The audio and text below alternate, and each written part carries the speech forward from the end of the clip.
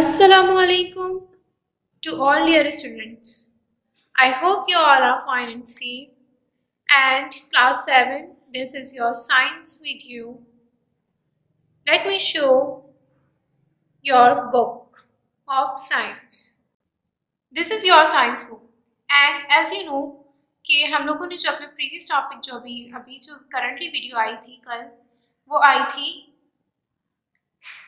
वो इस थर्सडे को जो वीडियो आई थी वो थी एनर्जी लाइट और उसके अंदर मैंने आपको एनर्जी लाइट की हाफ यूनिट की एक्सप्लेनेशन दी थी। अब बकिया हाफ यूनिट की एक्सप्लेनेशन हम इस यूनिट के अंदर कवर करेंगे। So let's start the video. First of all open the index unit 15 energy lights which is on the page number 146. So open the page number 146. Page number 46 energy light unit 15। इस topic के अंदर हम लोगों ने जो है objectives के अंदर से कौन कौन सी लर्निंग कर ली थी। स्पीड ऑफ लाइट कर लिया था, what is law of reflection कर लिया था। अब बात करते हैं हम स्पीड ऑफ लाइट का। एज यू नो कि मैंने आप लोगों को बताया था कि लाइट की स्पीड जो है वो इस दुनिया की, इस यूनिवर्स की सबसे तेज तरीन चीज है और लाइट की जो स्पीड है वो एयर के अंदर कितनी है 3 lakh kilometre ms। This is the highest speed of light. और वाटर के अंदर लाइट की स्पीड कितनी होती है 2k किलोमीटर ms, किलोमीटर पर सेकेंड। और ग्लास के अंदर जो होती है लाइट की स्पीड होती है 2 लाख किलोमीटर पर सेकेंड और वाटर के अंदर लाइट की स्पीड होती है 2,25,000 किलोमीटर पर सेकेंड। लाइट को यूनिवर्स के अंदर एक वैक्यूम की ज़रूरत होती है, एक मीडियम की ज़रूरत होती है। मीडियम मीन्स एयर, जहाँ एयर होगी वहाँ लाइट ट्रैवल कर सकती है, जहाँ एयर नहीं होगी इसी तरीके से जैसे साउंड एग्जिस्ट नहीं कर पाता जहाँ पर एयर नहीं होती, इसी तरीके से जहाँ पर एयर नहीं होती वहाँ पर लाइट भी एग्जिस्ट नहीं कर पाती। फिर मैंने आप लोगों को एक फैक्ट बताया था कि distance between the earth and sun, कि सूरज से रोशनी जो है दुनिया में कितने किलोमीटर पर सेकंड में आती है। सो उसका आंसर जो है मैंने आप लोगों को बकायदा शो करवाया था कि 1,49,600,000 किलोमीटर पर सेकंड। फिर मैंने आप लोगों को बताया था कि हम लोग जो है इससे लाइट की स्पीड को कैसे जज कर सकते हैं कि कितनी स्पीड के अंदर लाइट आती है। तो उसका आंसर हम लोगों ने कैसे निकाला था, distance between the earth and sun, सूरज और दुनिया के दरमियान जो जितना फासला था जो कि था 149,600,000 किलोमीटर पर सेकेंड, उसे हमने डिवाइड कर दिया था लाइट की स्पीड से। तो एयर के अंदर लाइट की स्पीड कितनी है 3 lakh, as you can see, इससे डिवाइड कर दिया था 3 लाख से। तो 149,600,000 किलोमीटर पर second divided by 3 lakh, the answer comes is 498.67 seconds. और इसे जब हमने पूरे यानी कि राउंड ऑफ करा था तो हमारे पास कितना आया था 8 मिनट्स 19 सेकेंड्स, 8 मिनट 19 सेकेंड्स। यानी कि दुनिया से, सूरज से जमीन तक लाइट की यानी कि सूरज की जो राशि है वो कितने मिनट पर सेकंड में पहुंचती है 8 मिनट 19 सेकंड के अंदर पहुंचती है। फिर हमने बात की थी ऑप्टिकली लेजर और optically denser. A medium is which speed of light is less and refracted ray bands forwards normal when light passes from one medium to another is called optical tensor medium. जब एक light जो है straight line के अंदर जा रही हो और वो किसी रिफ्रैक्टेड रे की वजह से बैंड हो जाए तो उसे हम क्या कहते हैं, ऑप्टिकल डेंसिटी कहते हैं। फिर उसके बाद हमने पढ़ा था refraction of light. Refraction of light क्या होता है, और मैंने आप लोगों को अपनी वीडियो के अंदर कहा था कि आप लोग जो है मुझे शो कीजिएगा जो यानी कि आप अपने मोबाइल में एक कैमरा या एक वीडियो, एक एरो की पिक्चर ले लीजिए, ठीक है, एक ग्लास ऑफ वाटर लीजिए, सही, और उसके बाद उस ग्लास ऑफ वाटर को अपने मोबाइल के अंदर जो आपने एरो की पिक्चर ली होगी उसे सामने रखिए, आपको एरो की डायरेक्शन चेंज नजर आएगी ग्लास ऑफ रिफ्लेक्शन के अंदर। सो रिफ्रैक्शन ऑफ लाइट जो होता है वो रिफ्लेक्शन कहलाता है, जो कि वाटर यानी कि जब हम पानी की मदद से रिफ्लेक्शन देखते हैं तो वो चेंज नजर आता है। अगर आप पानी के अंदर झुक के अपने आप को देखते हैं तो आप अपने आप को उल्टा देखते होंगे। सो पानी के अंदर रिफ्रैक्शन ऑफ लाइट जो होता है वो चेंज हो जाता है, इसीलिए मैंने आप लोगों को ये एक्सपेरिमेंट करने के लिए कहा था, और आई होप कि आप लोगों ने ये एक्सपेरिमेंट किया होगा। और अब मैं इसकी डिटेल ग्रुप में पूछूंगी, क्योंकि थर्सडे की वीडियो अभी रिसेंटली गई थी, तो अब आप लोगों ने जब पूरी बच्चों ने वीडियोस का लिंक देखा होगा, सो मैं इसकी फर्दर डिटेल्स आप लोगों से ग्रुप में लूंगी, ताकि जो आप लोगों को मैंने एक्सपेरिमेंट करने के लिए कहा था वो आप लोगों ने किया या नहीं, क्योंकि वो एक बहुत ही मज़ेदार सा एक्सपीरियंस है और एक मज़ेदार सा एक्सपेरिमेंट है। सो उसको करके आप लोगों को पता चलेगा कि रिफ्रैक्शन ऑफ लाइट क्या होता है, उसको आप बहुत डिटेल में समझेंगे। और जब तक आप लोग वो एक्सपेरिमेंट नहीं करेंगे आप लोग को रिफ्रैक्शन ऑफ लाइट समझ नहीं आएगा, क्योंकि साइंस बेस करती है प्रैक्टिकल्स पे। फिर मैंने आप लोगों को बताया था कि इंडेक्स्ड रे और रिफ्रैक्टेड रे के बारे में। So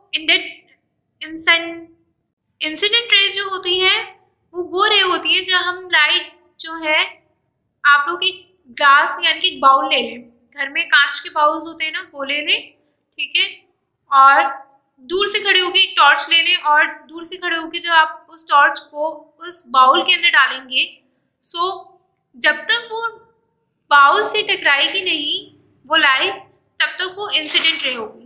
as you can see this is straight, जब तक कि वो एक कांच के बाउल के अंदर या एक सरफेस के अंदर, ग्लास सरफेस के अंदर टकराई नहीं थी, जब तक वो स्ट्रेट थी। बट जैसे ही वो ग्लास के सरफेस के अंदर टकराई उसका एंगल जो है वो चेंज हो गया, और this angle change and bands, this is called a refracted रे। जब वो एंगल चेंज हुआ और बैंड होने के बाद वो रिफ्लेक्शन जो है लाइट का वो चेंज हो गया, सो क्या कहलाया, रिफ्रैक्टेड रे। उसके बाद हम लोगों ने पढ़ा था रिफ्रैक्टेड इंडेक्स, जिसके अंदर मैंने आप लोगों को बताया था जो भी मेजरमेंट्स होती हैं वो हम किसके थ्रू से निकालते हैं, स्पीड ऑफ लाइट की जो मेजरमेंट्स होती हैं रेशियो के अंदर और वाटर के अंदर, ग्लास के अंदर, वो हम किसके थ्रू से निकालते हैं, हम रिफ्रैक्टिव इंडेक्स के थ्रू निकालते हैं। As you can see the formula, speed of light in vacuum and speed of light in medium. इसके अंदर क्या था कि जब हम दो चीज़ों का कंपैरिजन कर रहे होते हैं, जैसे speed of light in air and speed of light in glass. So for example the speed of light in air is 2,99,700 kilometre पर second. I repeat it again. Speed of light in air is 2,99,700 kilometer per second, and the speed of light in glass is 2 lakh kilometers per second. जब हम इन दोनों को comparison करेंगे और एक सम चाहिए हमें, एक इन दोनों को कंपैरिजन करने के बाद एक एवरेज आंसर चाहिए जो कि रेशियो और कांस्टेंट होना चाहिए, सो हम इन दोनों को डिवाइड कर देंगे। The speed of light in air divided by the speed of light in glass. 2,99,000 divided by 2 lakh kilometer per second, and the answer that we have came is 1.5. और ये जो है लॉ जो है इसका मैंने आपको sin i और डिवाइडेड बाय sin r, सो ये कांस्टेंट आंसर कहलाता है। जब हमारे पास दो मीडियम के अंदर हमें कंपैरिजन करना हो और एक एवरेज आंसर चाहिए हो, सो वो कांस्टेंट भी होना चाहिए, सो ये क्या कहलाता है, रिफ्रैक्टेड इंडेक्स कहलाता है। और इसकी मैंने एक प्रॉपर डेफिनेशन दी थी, this constant is known as reflective index of medium 2 to medium 1। Medium 2 कौन सा था, मीडियम 1 कौन सा था हमारे पास, एयर था, speed of the light in air, and the medium 2 is speed of the light in glass. जब किसी भी दो चीजों को लाइट के अंदर जब कंपैरिजन कर रहे होते हैं, तो उस आंसर को जब हम कंपैरिजन दो बहुत चीजों को जब कंपैरिजन करते हैं, तो उसे क्या कहते हैं, रिफ्रैक्टेड इंडेक्स कहते हैं, और वो आंसर कांस्टेंट उसके अंदर आता है। ये जो है कांस्टेंट आंसर का जो कॉन्सेप्ट है वो स्नील्स लॉ का था। स्नील्स जो था उसने स्नील्स एक साइंटिस्ट, उसने ये कांस्टेंट वैल्यूज का आंसर जो है निकाला था। अब बात करते हैं लॉ ऑफ रिफ्रैक्शन की। First of all I am going to read out, there are two law of refraction. First, the incident ray, the refracted ray, and the normal to the surface of the point of incidence all lay in the same panel. जैसे कि मैंने आपको बताया कि incident ray क्या होती है, जब तक एयर के अंदर लाइट रहेगी वो इंसिडेंट रे कहलाएगी। जब वो एक ग्लास सरफेस के ऊपर टकरा के बैंड हो जाएगी, सो हम उसे क्या कहते हैं, रिफ्रैक्टेड रे कहते हैं। और जब वो एंगल चेंज हो जाता है, जब टर्निंग पॉइंट आता है ग्लास सरफेस के ऊपर टकराने के बाद लाइट का, सो वो एंगल क्या कहलाता है, एंगल ऑफ इंसिडेंस कहलाता है। The ratio of the sin of the angle of incidence to the sin of the angle of refraction is constant and is equal to the refractive index of the second medium with respect to the first medium. This is called Snell's law of refraction.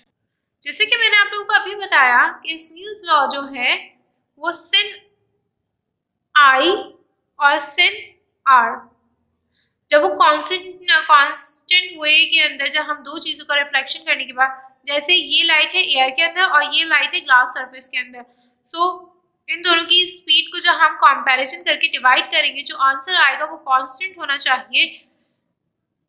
सो ये law किसने निकाला था, स्नील्स law ने निकाला था। और ये हम किसके थ्रू से निकालते हैं, रिफ्रैक्टिव इंडेक्स के थ्रू से दो मीडियम का आंसर हम निकालते हैं, medium 1 and the medium 2। This is called Snell's law.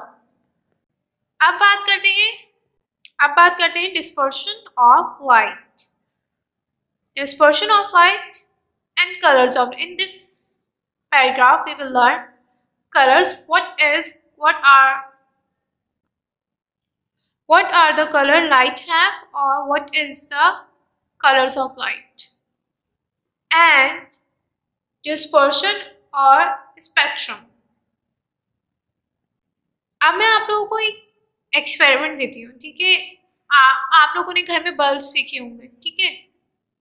Lamps होते हैं, अगर आप लैंप को देखें तो वो जो है एक सिंपल सा व्हाइट लैंप होता है, ठीक है। But we can change the lamp colour. How? अगर हम लैंप का कलर चेंज करना चाहते हैं तो कैसे चेंज करेंगे? अब कुछ बच्चे सोच रहे होंगे कि हम शायद बल्ब को चेंज कर देंगे, कुछ सोच रहे होंगे शायद हम कलर कर देंगे बल्ब के ऊपर, बट ऐसा नहीं है। बल्ब अपनी ही कंडीशन में रहेगा, बल्ब की लाइट भी अपनी कंडीशन में रहेगी, बट लाइट चेंज भी हो जाएगी, मैजिक बल्ब होगा वो। सो मैं आपको बताती हूँ कैसे। आप लैंप के बल्ब को ऑन करें, ठीक, और उसके बाद अपने फोन या फिर बल्ब के आगे कोई भी कलर का कार्ड जो है वो सामने बस अपने हाथ में पकड़े पकड़े बल्ब के आगे रख दें और यू कैन सी कि बल्ब का जो कलर है वो चेंज हो जाएगा। अगर आप उसके आगे रेड कलर रखते हैं तो वो रेड कलर की लाइट शो करेगा। अगर आप उसके आगे ब्लू कलर रख देते हैं, ब्लू कलर का पेपर यूज कर लेते हैं तो वो ब्लू कलर की लाइट शो करेगा। सो इससे क्या हुआ, हमारी जो लाइट है वो चेंज हो गई, जबकि बल्ब अपनी कंडीशन में रहा। ना ही हमने बल्ब को चेंज किया और ना ही बल्ब के ऊपर कलर किया, बस एक छोटा से चीज को हमने उसके आगे रख दिया और उससे उसकी लाइट जो है वो चेंज हो गई। है ना मैजिकल बल्ब। सो इससे आपको ये पता चलेगा कि लाइट जो होती है सिर्फ एक सिंपल एक वाइट बल्ब जो होता है वो कितने कलर्स कंटेन करता है, सो मैनी कलर्स। अपने हिसाब से आप अपने कलर को चेंज कर सकते हैं बल्ब के। और आप लोगों ने रेनबो के 7 कलर्स के बारे में सुना होगा या वेब्रो कलर्स के बारे में सुना है। रेनबो में कितने कलर्स होते हैं? रेनबो में 7 कलर्स होते हैं। और क्या आपको रेनबो के कलर्स के बारे में पता है? पहला कलर क्या होता है रेनबो का? Violet, indigo, blue, green, yellow and red. These are the rainbow colors. पर ये तो सिर्फ 7 कलर्स हैं, बट लाइट किसी भी कलर के हिसाब से, व्हाइट लाइट अपने हिसाब से कोई भी कलर चेंज कर सकते हैं। जैसे कि पानी, अगर पानी में आप कोई भी कलर हल कर देते हैं तो वो उस रंग का हो जाता है, ठीक है। वैसे जाहिरी तौर पे पानी का कोई कलर नहीं होता, बट इसी तरीके से लाइट होती है।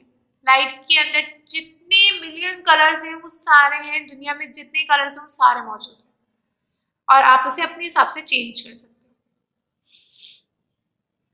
बट आपके दिमाग में एक क्वेश्चन आता होगा, why does light have different colours? कि लाइट के अंदर डिफरेंट कलर्स क्यों होते हैं? Let's compare the light to the sound, because both are energies and they are waves. ये वेव्स भी करती है और एक तरीके की एनर्जी भी है। सो लाइट को और साउंड को कंपेयर करते हैं आपस में। जैसे कि अगर हम पियानो को बजाते हैं, पियानो की ट्यून सुनते हैं, सो हर सिंगल की जो होती है डिफरेंट साउंड रखती है और उन डिफरेंट कीज को हम क्या कहते हैं? डिफरेंट फ्रिक्वेंसीज, बिकॉज क्योंकि वो डिफरेंट फ्रिक्वेंसीज रखती हैं अपने पास। इसी तरीके से लाइट के अंदर डिफरेंट कलर्स होते हैं और हर कलर अपनी ओन फ्रिक्वेंसी रखता है। हो गया ना comparison. So the frequency of red light, green light and blue light are different from each other. हर कलर की लाइट अपनी फ्रिक्वेंसी में डिफरेंट होती है। As you can see your picture, when you white light into a glass prism, वो कितने तरीके के रंग शो करती है? पे रेनबो कलर शो करती है। व्हाइट लाइट अगर किसी ग्लास सरफेस के ऊपर, ग्लास प्रिज्म के ऊपर शो की जाए, डाली जाए, तो वो कितने कलर शो करती है? हमें रेनबो कलर शो करती है। रेनबो कलर कौन कौन से होते हैं? Violet, indigo, blue, green, black, blue, green, yellow, orange और रेड। और 30 कलर वो स्क्रीन पे कितने कलर शो करती है? 7 कलर्स शो करती है। And splitting of white light into its consequent colours is called dispersion of light. और यही चीज जो है डिस्पर्शन ऑफ लाइट कहलाती है। जब हम एक व्हाइट लाइट को एक ग्लास प्रिज्म के ऊपर डालते हैं, सो वो 7 कलर शो करती है, डिफरेंट कलर शो करती है, जबकि वो तो वाइट होती है। तो इस चीज को हम कहते हैं डिस्पर्शन ऑफ लाइट। इसी तरीके से अगर हम व्हाइट लाइट को एक पानी की बूंद के ऊपर डालते हैं तो हमें रेनबो नजर आता है। जब बारिश होती है और वो सूरज में हो जाए, यानी कि बारिश हो रही है और सूरज निकल जाए, तो सूरज की जो रोशनी होती है अगर वो किसी बूंद के ऊपर पड़ जाए तो वो बूंद जो होती है, जब वो रोशनी उस बूंद से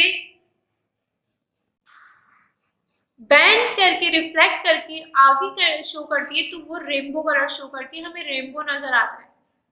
रेनबो ऐसे नजर आता है हमें जब हम किसी बूंद के ऊपर कोई लाइट की रिफ्लेक्शन दे और वो पार हो जाए उस बूंद से, वो लाइट बैंड करती हुई उसे ब्रेक करती हुई, सो वो 7 कलर शो करती है, इससे रेनबो बनता है। अब आपको रेनबो का कलर कॉन्सेप्ट और डिस्पर्शन ऑफ लाइट का जो कॉन्सेप्ट है वो क्लियर हो गया होगा।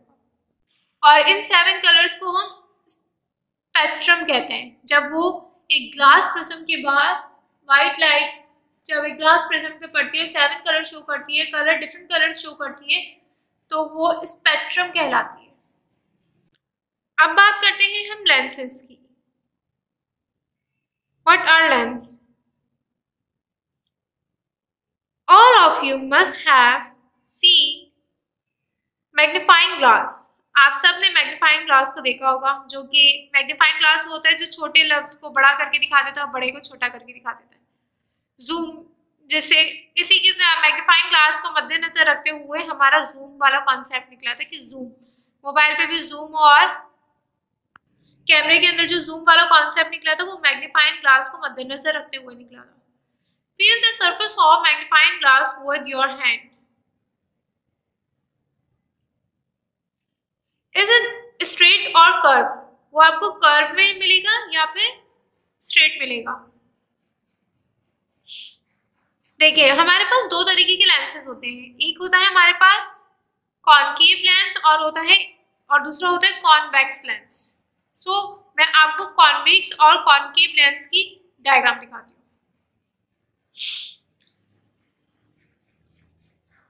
दिस इज कॉल्ड ये जो है कॉनकेव लेंस है,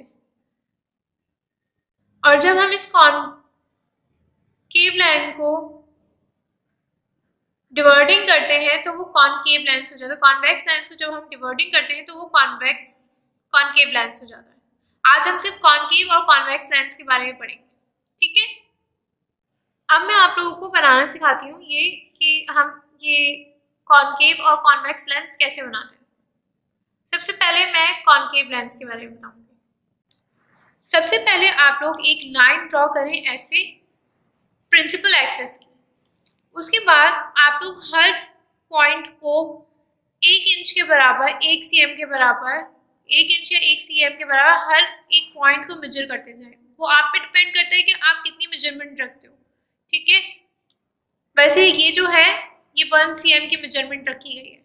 हमने 1 cm की मेजरमेंट रखी और कितने पॉइंट से? 7 पॉइंट से। 7 पॉइंट को हमने अपना O कंसीडर किया, ठीक है। और ये हमारा कौन सा पॉइंट कहलाता है? ऑप्टिकल पॉइंट कहलाता है। ये O जो होता है ये हमारा ऑप्टिकल पॉइंट कहलाता है। मिड पॉइंट जिसे हम कहते हैं वो हमारा होता है ऑप्टिकल पॉइंट। उसके बाद ये F1 और ऑप्टिकल पॉइंट से पहले वाला F1 और ऑप्टिकल पॉइंट के बाद वाला F, वो क्या कहलाते हैं? हमारे प्रिंसिपल फोक कहलाते हैं। वो कहलाते हैं हमारे प्रिंसिपल फोक। इस ऑप्टिकल पॉइंट के अंदर जितना स्पेस हमें दिया गया है उसके अंदर हम अपना कॉनकेव लेंस बनाएंगे, और वो बहुत ज्यादा मोटा नहीं होना चाहिए और ना ही बहुत ज्यादा पतला होना चाहिए, बस नॉर्मल साइज में होना चाहिए जिस तरीके से ये बना हुआ है। सो इस तरीके से हम अपने इस वाली डायग्राम को मेजरमेंट के साथ और सही तरीके से ऐसे बनाते हैं, और इसी तरीके से हम अपनी कॉन्वेक्स लेंस को भी, कॉनकेव लेंस को भी बनाते हैं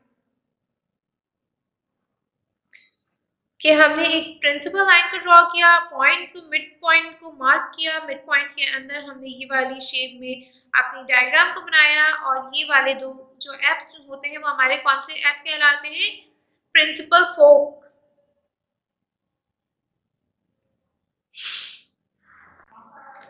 अब बात करते हैं कि हमारे पास आप लोगों ने कॉनकेव प्लेन और कॉन्वेक्स मिरर के बारे में पढ़ा होगा, but do you know what are the difference between these 3 types of mirrors? इनके अंदर डिफरेंस होते हैं।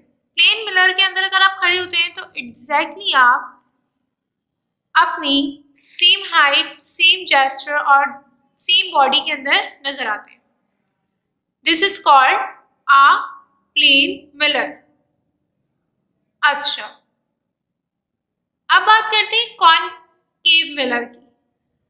When you stand up in the front of concave mirror, जब आप उससे दूर खड़े होते हैं कॉनकेव मिरर के सामने, तो आप लोग अपने आप को इन्वर्टेड देखेंगे।